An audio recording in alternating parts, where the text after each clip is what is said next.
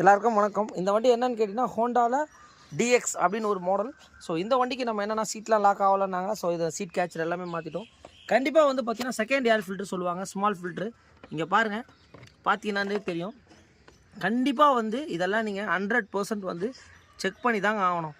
இங்கே பாருங்கள், எதனால் சொல்ல வரேன் அப்படின்னா, இந்த வண்டியில் இங்கே ஒரு ஏர் ஃபில்ட்ரு இருக்குதுன்றத கண்டிப்பாக கஸ்டமருங்களுக்கு தெரியாது. ஏன்னா இது வந்து பார்த்திங்கன்னா ஒரு கஸ்டமருக்கான வீடியோ. இங்கே பாருங்கள், நீங்கள் பார்த்தீங்கனாலே தெரியும் எந்த அளவுக்கு டஸ்ட் இருக்குதுன்னு பாருங்கள். இதெல்லாம் இது கைட்டினதே இல்லை போலுக்குது. இங்கே பாருங்கள், கண்டிப்பாக வண்டியோட பர்ஃபார்மன்ஸுக்கு இதெல்லாமே நம்ம கண்டிப்பாக பார்த்து தான் ஃபில்டரை மாற்றும் போது கண்டிப்பாக செகண்ட் ஏர் ஃபில்டரையும் பார்க்கணும். இது பாருங்கள், இதுதான் புதுசு, இது பழையசு எப்படி இருக்குதுன்னு பாருங்கள்.